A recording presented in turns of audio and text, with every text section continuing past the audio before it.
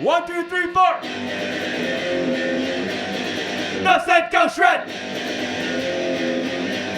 Nuff said go shred. Yeah.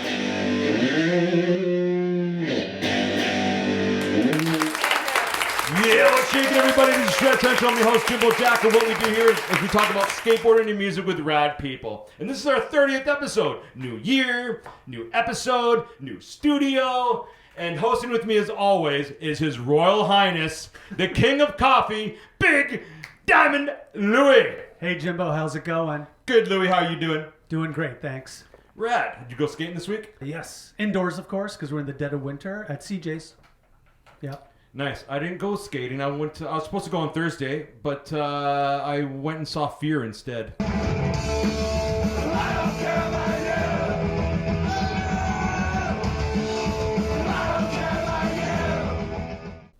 Sounds like a good time. Yeah, that was a super sick show. So without further ado, let me introduce our guest. This guy, I've been trying to get him on here for so long. And you know what? He's not only a legendary skateboarder in Canada, but probably across a whole entire universe. And you know what? He's goofy-footed. Just like me and Louie. So stoked. Put your hands together for Jason Corbett. Yeah, dude. How's it going, man? It's going good. Just got back from work and yeah. You're looking good. Feeling great. Feeling great. Yeah. Looking good. Fuck, what more can you ask for? Where have you been skating lately? Oh, like pushing around, but That's skating, dude. Nothing like, you know. To me, skating's doing tricks. Uh-huh. So Gotcha. I gotta lose a few pounds and then I'm ready. You know, skateboarding has gotten so damn popular. Like, it used to be so punk ass, and now, you know, it's an Olympic sport, and everybody's skateboarding. So I'd like to know, and I think everyone out there would like to know, how did you get into skateboarding? Well, it's BMXing. Hold on, what? Yes. You were into BMXing first. Yes. And then I slammed really hard. Then I sold the bike and got a skateboard. Hung out with this guy, Mark Lee, who was super good. And yeah, that's like the beginning of it. So what was your first setup? Like your first It was horrible. It was a Christian Asoy Hammerhead. What do you mean that's horrible? I had No, a Christian Soy. The board was great, but I was new and I didn't understand, and I put a freestyle truck in the front. Ooh. I know. And then a regular truck in the back, because I was like, oh, it looks proportional now. Who'd you start skating with back then? Besides, like, Mark Lee, as you mentioned. Oh, Mark Lee. And then eventually I met up with Lee Lachez. And we ended up working at, remember Suicidal Skates? Hollywood Headlines? I do, because it was right at Yonge and Wellesley, where Shred Central ended up being later. Yes. One of Jason's first jobs was at Suicidal Skates, right at Yonge and Wellesley. Really? And Hollywood Headlines was its partner shop that sold all the like cool like Doc Martens and bomber jackets. Yeah. Just like their store on Queen Street too. Yeah. Worked there full time. I think I was like 15 years old. Skateboard videos introduced us to a lot of songs that we probably would never have heard of without watching these skateboard videos in the skate shops and shit. So is there a song from a skateboard video that you saw for the first time that you're like, whoa, who are these guys? I got to check these guys out. It was. Streets of Fire, Nodus. Oh, yeah. What is it? Fire Hose? Yeah, that's right. Yes. Captain? Brave Captain. Yes. That's Classic. To me, that was like my favorite. Mm-hmm. That's what got me like really stoked. What stokes me about skateboard videos and the music that they add to them is that a lot of the times, I think mostly all of the time, is when they land the trick, it always lands on the beat of the song. Yes. Which I don't think fucking BMX videos do that.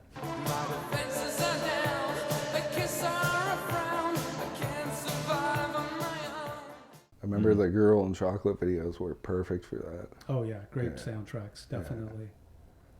I think what we want to get to right away is the cover of you in Transworld, 1990, December 1990, is that correct, Lou? December 1990, yes.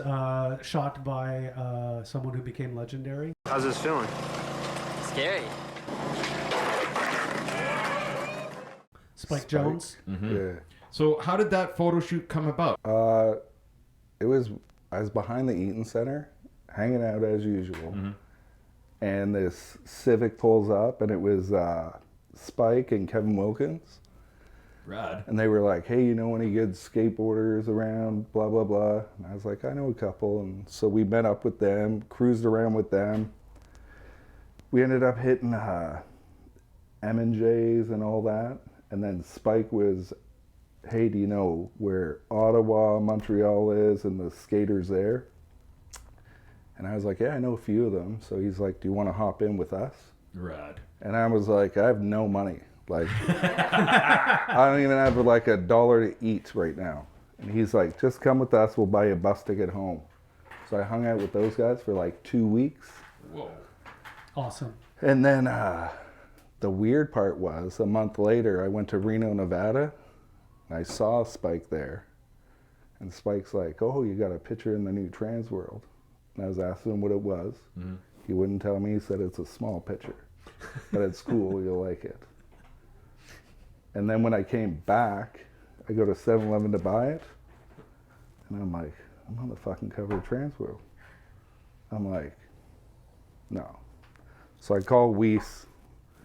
And Weiss is like, "No, you're not on the cover. I saw the layout. You got the centerfold. Tony Hawk wrote about you." I was like, "No." I'm scrolling through, and I'm like, so I bought all the copies they had there and fucked off. But you're doing a pop shove, right? Down 3 stairs, which isn't really, I mean, no offense, but that's not really what It wasn't people... a hard trick at the time. And where was that 3-stair? Trinity. Back in those days, I heard there was a lot of shit that would go down in Trinity, like gangs and stuff. Oh, yeah. Um, Like the Untouchables? yeah. Oh, yeah. What, you got any stories about those dudes? I could say a few, but I don't think they're still around. I don't think you're going to be... no, but there was one time, I remember it was me and Lee. We ended up partying with them. And they're like, "Hey, we're going to go rob some friggin' bike store." And we were like, "Fuck, I don't know if I want to be around this shit." But we went and watched from a distance, no part of it. And then the next day, all those guys showed up at Trinity with their bikes, and all the undercovers showed up. Oh, wow. Yeah, it was... And they got pinched. Oh, yeah. Fights all the time. I remember... there's a group of big muscleheads that showed up. And they were like, "Where are the UTs?" And this one guy, Noogie, tall, skinny guy, looked like Urkel, walked straight up to the guy and did a front kick right in his face and knocked him out and told him, "Get out of here." This guy was a skater that kicked him in the face? No. He wasn't a skater, but he was one of the UTs that hung out there. I heard there was a payphone there, and like people could call the number, and someone would always answer it, and to find out if it was packed there or not. There's a lot of people there was. Yeah, Yeah. right by the revolving door. The payphones, yeah. Yeah. Well, yeah. For people who don't know, Trinity Square was the epicenter of our scene back in those days, going back to the 80s. It was the meetup spot. That's where you like started off, right at the Eaton Center to go street skating, or just stick around and drink beers or whatever. Yeah. Someone just sent me a video of Weiss hurdling the benches naked. Yeah, that's in 411 issue 1. I think he's trying to get back into Thomas's car, and he won't let him in. They locked him out. Yeah. Yeah. He was prone, he was prone to getting naked all the time. But Those naked 540s and all. Yeah, exactly. Yeah, Trinity was pretty tough back in those days. Who was your first skateboard sponsor? First sponsor was Fish Lips, which was brief. Right. And then I went to the AM finals in Reno, Nevada. And when I went there, I signed up with, I wrote down no sponsors, just Airwalk shoes at the time. Right, because they make you fill up. Yeah. And I remember sitting there, and Mike Ternowski sat right beside me. Rest in peace, Mike Ternowski. Yeah. And he's like, "Hey, who you riding for?" And I was like, "No one." He's like, "You want to ride for H Street?" And I was like, oh my God. In my head, I'm like, I'm getting asked to ride for H Street. So I was like, sure. He's like, "I'll be back with some boards." He gave me the new Sal Barbier board. Brad. And then an hour after that, John Fallahy calls me over. He's over on the sideline. He's like, hey, you want to ride for Alva? I was like, oh, if you asked me like a half hour ago, I would have said yeah, but I'm just got on H Street. So I took his card. He said, if nothing works out, let me know. And I remember calling H Street like, hey, can I get some boards? They had no idea I was even on the team. Mm-hmm. And I was like, well, Mike Ternowski put me on the team. Well, he's on tour right now. Mm-hmm. So I was like, I guess I'm not on H Street. Oh, man. So called Fallahy, and I think it was like 2-3 days later, I got like 8 boards in the mail. So Amazing. yeah. So I got all the boards from Fallahy, rode for them for a bit. And then Fallahy took me aside and said, hey, we're going to cut ties with Tony. And he is saying, I'm just going to give him his name back and his rights, and that's his. And I have all the production, and we're going to start New School. So then I just moved over to New School and rode for those guys. Rad. Yeah. Right, yeah, with the changing climate of skateboarding, Alva wasn't as marketable. You Yeah. had street skating, And New at- School. And at that time, I was like, getting a few bucks here and there. And I was like, well, I'm going to stay where the money is because this guy's paying me. Mm-hmm. Fly me around wherever. Where'd you fly to? Oh, he flew me to Europe a bunch of times for all those World Cup contests. Who was with you on that trip? Tom Boyle. You got a story about Tom Boyle on the train or something? Oh, I can't talk about that. What do you mean? No. Rest in peace. I know, but that one's bad. Come on. How bad? It's bad. He took a dump on some old lady's neck? Like, how bad is it? No, nothing like that. It was just basically, he thought the door was locked on this. We were on a ferry ride, and the door wasn't locked, and some kid opened it with the dad Mm-hmm. and caught him in there completely naked. In a compromising position. That doesn't sound so bad. Well, I've done worse. That's funny. So you went to Europe with Tom Boyle. yep. Any other Canadians in the crew with you? Weiss was there. Was he busting the naked 540s then? He did. I was there for the one in Amsterdam, Nice. the famous one. Mm-hmm.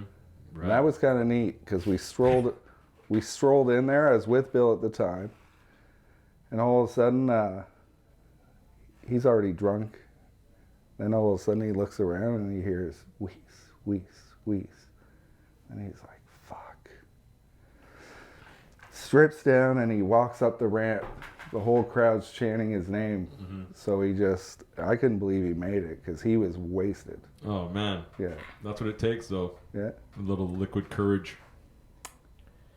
Tell us about when you turned pro. Yeah, it was. I entered a few contests, those castle contests. What are those? It's the California Amateur Skate League, What year is that? 91. Okay. And I went to a street contest in Compton. Compton. Yeah, and at that time I didn't know that Compton was a bad place. And our van pulled up, I just jumped out, entered the contest quick. And then I was like, yeah, I'm out of here, let's go skate the other spots. I didn't stick around to see what place I got, but I ended up getting third Nice. in that contest. I think Kareem Campbell, a bunch of the other guys were in that contest. Mm-hmm. Then there was a mini ramp contest, that one. I think I got second. And then after that, that's when Fallahy was like, hey, I want to turn you pro. And I was like, well, I've only been amateur for like 8 months at this time. So I told him no. You told him no. Yeah, because I was like, I don't think I'm ready. But I want to make some money. So I came up with this idea. I'm like, if I make a board and we'll kind of just put my initial on the board somewhere where it's not my name, but I get paid. So he secretly paid me $1 a board on that board before I turned pro. Jeez. And that was the one with the kid with the balloon. You ever Right. see that? Yes. Yeah, there's a few of your boards on Art of Skateboarding. That one was like my amateur/pro board where I got paid. In 91. Yeah, and he said, don't tell anyone on the team that I'm doing this for you. Do you have any of your old boards? No, They're all gone. I don't collect. Which You one don't was collect. the first graphic? That was the first graphic. No, I mean with your like full name on it. Oh, After that. the woodpecker. Oh no, the hamburger. The hamburger. The was- Hamburger Girl, right? Yes, and that one, that was I was watching them screen print it, and I was saying, hey, I noticed like these other boards can do this felt on the board, like the Randy Colvin, the Afro one, where you touch the board and it's made of felt. It's flocked like old G.I. Joe's head. Oh, nice. Yeah.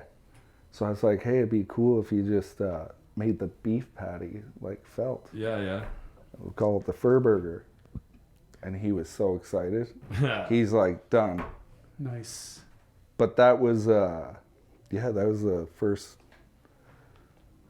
pro model. All right, Corbenetti. What we like to do here is we like to check out what skaters are listening to on the street, just random skaters, and we decide if the songs are rad or not rad. Would you like to partake?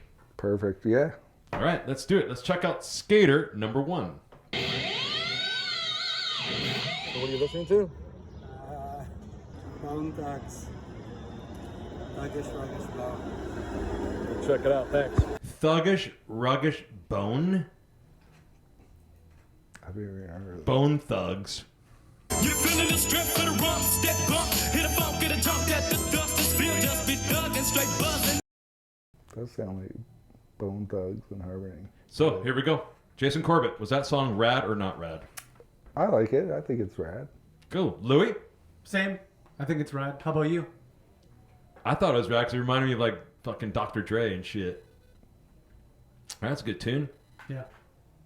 All right, let's listen to what skater number 2's listening to. What are you listening to, dude? Listening to like a Kanye song right now. What's it called? Can't tell me nothing. Thanks, dude. Okay, you couldn't hear what he was saying because fucking traffic was going on there, but he's listening to Kanye West, and the song's called All Falls Down. Let's listen to this one. Enough money to buy her a few pairs of new ears, cause her baby daddy don't really care. She's so precious with the peer pressure. Corbett, same question. Rad or not rad? I like it. You like it? Yeah, Thought it was rad. yeah. Was it rad or not rad? It's rad. Yes. I did not think it was rad because fucking Kanye is not a rad person. Fuck that guy. Let's listen to what skater number 3 is listening to. Check it out. Hey, dude, what are you listening to? I'm listening right now, Hermanos Gutierrez. What's the song? It's called like Cerca de Ti. Is he wearing a muumuu? Okay, this guy is called Hermanos Gutierrez Cerca de Ti.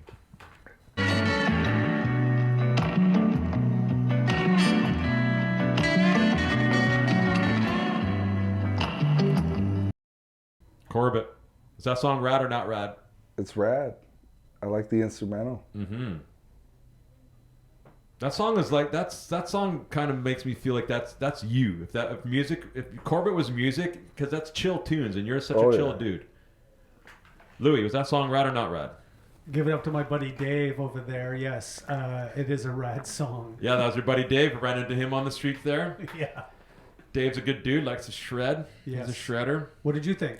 I thought that song was rad, of course. Nice and chill music, man. I'm not always all about Slayer and fucking shit like that. So that was a good tune. I liked it. So that's it, Corbett. Just 3 tunes.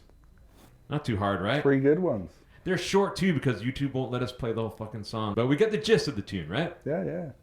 And discover new music along the way. That's right. I gotta ask you something. Can we address the elephant in the room? Let's talk about your condition. Let's talk about your narcolepsy. Oh, the sleeping? Yeah, you're not gonna fall asleep on us here now, No. are you? But there has been times where people have talked to me and I'm just like, I just zone out and then I'm like, I'll just pass out just for a brief moment. Yeah, but I hear you'd be like at the dinner table and shit, and you'd be like, Oh yeah, at parties, I'll be scrolling through my phone and just zone out. It happens. you zone out a lot, dude. Oh yeah, yeah. Are you zoning out right now? No. Oh shit.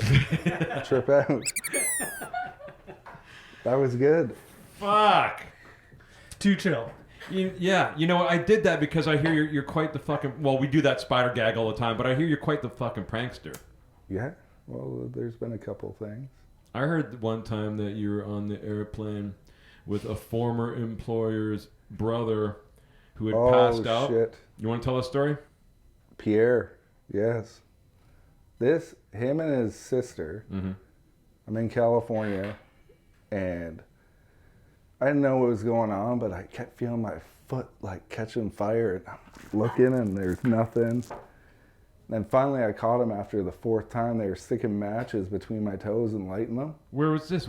Were you in California? Yeah, no, I mean, like, were you like on the couch? Was this? No, it was in one of the rooms. They kept sneaking into my room. What? Yeah, and then I caught him. I'm like, all right, now you're gonna get it.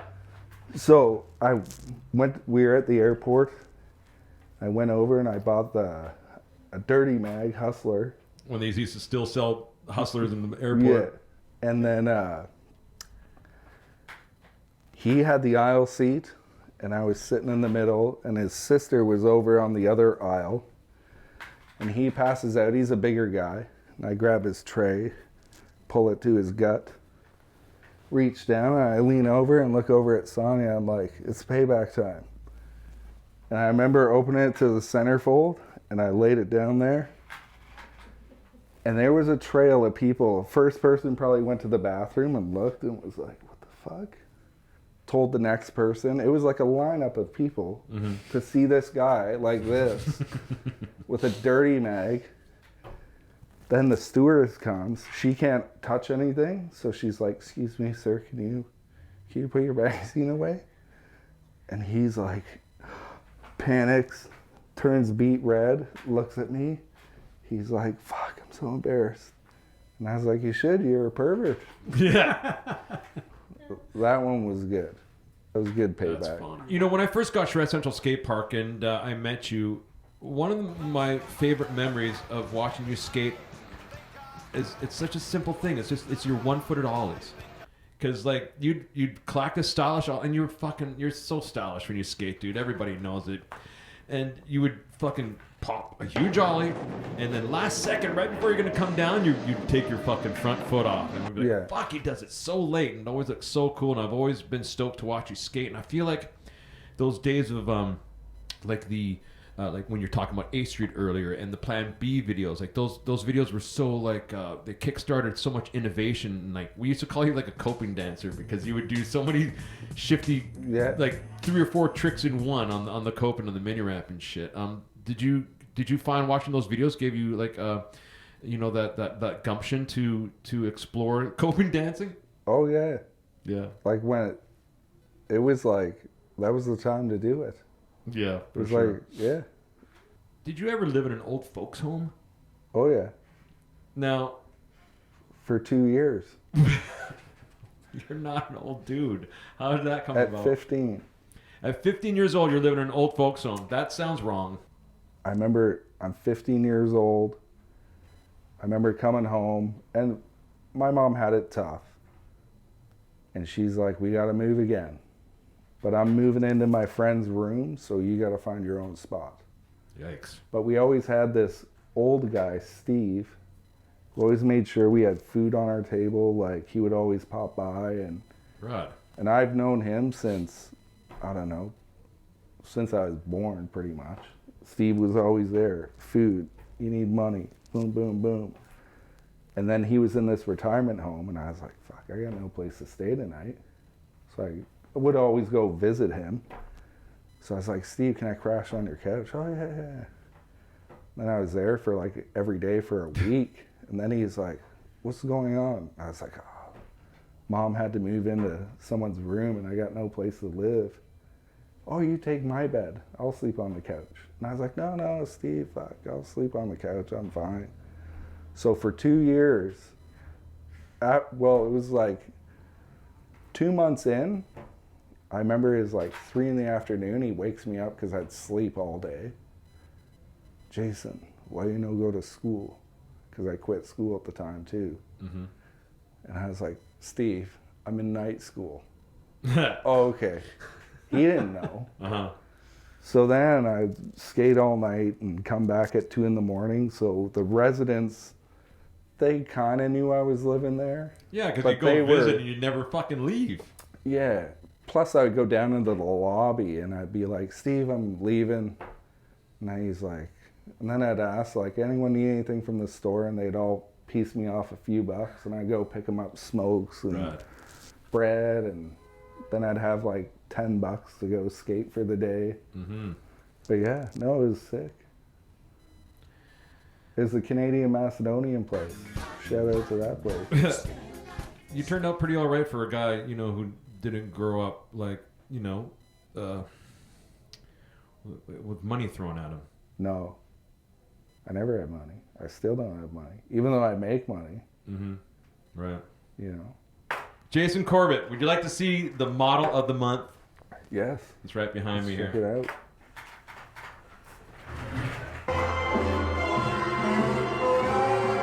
Oh. This is a Jason Corbett skateboard. It's a Gorilla skateboard. It's made by Gorilla Skateboards. It's 31.5 inches long, 7.5 inches wide, and of course it's got a 14-inch wheelbase. Now, and it's signed. Normally we don't have the guests board as the model of the month, but this is our 30th episode, and I thought to myself, what the hey? I'm pretty excited. I'm going to cheers. Cheers, man. Louis? Cheers. So tell us about the skateboard here. What is with the 3 months? Was it see no evil, hear no evil, speak no evil? Yeah. To be honest, I didn't even pick the graphics. You didn't? No. That would have been a good one to add the fuzz to. That's like one of those surprise. I'm going to be honest, pretty much every board I ever had, I never picked the graphics. Really? They would always be like, here's your board. Mm-hmm. Except for the balloon guy. I think that was a normal thing, like especially back in the day, that the company would come up with the graphic, and you'd just be so stoked as a skater to get anything. Yeah. Especially a fucking pro board, that you'd be like, yes, please, whatever, fine. But then you get the one where you're like, oh, that's horrible. I'm done. Pinocchio? The Pinocchio one. That's a good one. Yeah, it was cool. Yeah. How many pro boards did you have? I don't even know, maybe 7, 8. Mm-hmm. There was one, this is kind of cool, because what are the odds of this? One of my pro models, it's a cartoon drawing of a guy and a girl, and the girl's face is the female receptacle, mm-hmm. and the male is the male receptacle, and there's a big heart. Mm-hmm. And I was like, that's weird that I became an electrician, but that was one of my pro models back in the day. Now, when you said the receptacles and stuff, I thought you were just being polite. I thought you were substituting vagina and penis with receptacle. It's the same thing. Yeah. Yeah, it really is positive in the. Yeah. Well, yeah, these would have been for new school, your pro models, between 91 to like mid-90s. Do you have a Shred Central memory that you'd like to share with everybody out there? I have a question to ask you. Shoot. Because I'm pretty sure I witnessed it, or is it in a dream? Did you do a kickflip line to fakie? Yes. Because I was there and I'm like, I'm pretty sure Jim did that. Yeah. And that is like super gnarly. That is my shred moment. Yeah, that's 100%. Your shred memory. Brad, that's probably one of the most tech things I've ever done on transition. That was like insane. Do you have any shout outs you want to give out to people? Bill Weiss, mm-hmm. Justin Bokma. Oh, rest in peace, Justin. Here. Tom Boyle, Thomas Morgan, there's so many. Like even Lee Lachez, Jesse Sorensen, my kids, Julian, Judah, and Dylan, girlfriend Brandy. Rad name, by the way. Yeah. Well, booze. And all the companies that helped me out. I'm going to take this opportunity to thank our sponsors. I'd like to thank the Bait Shop for hooking us up with the stickers and the t-shirts that we like to provide our guests. And I'd like to thank the Done Right Inn for providing the beers for us this evening. Thank you, Done Right. And let's give Corbett his little package here. Oh, You know, we were talking about Shred Central, the skate park there, and when it got torn down, these kids that used to skate there, their father, he now has like a brewery there. Oh, really? Yeah, like they have these big fucking towers that make the That's beers. Yeah, so they made these commemorative fucking Shred beers. What? Let's Yeah. crack it open. Well, that's for you, man. This is your little package there. So if you want to crack that beer and skull it for the cameras, that'd be sick. Is it twist off? Did it? You want to see something cool? Always.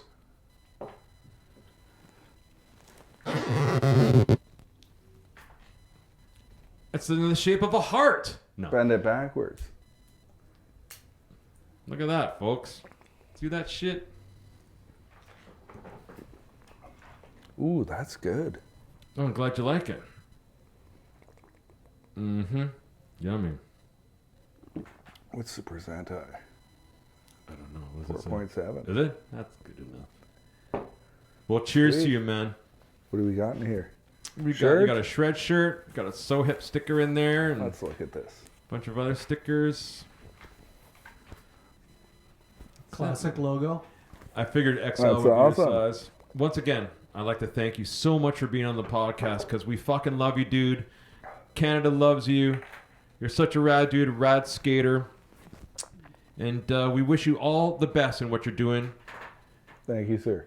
And don't be a stranger. Whenever you're in Toronto, look us up, all right? I will. Cool, dude. All right. All right, so thanks for watching, everybody. I want to end this episode, 30th episode, in the new studio, new year. And it's by a band called Elephant. They're from London, Ontario, and the song's called Maybe Pain. Keep enjoying skateboarding. Keep enjoying music. Enough said. Go Shred. Thanks, dude.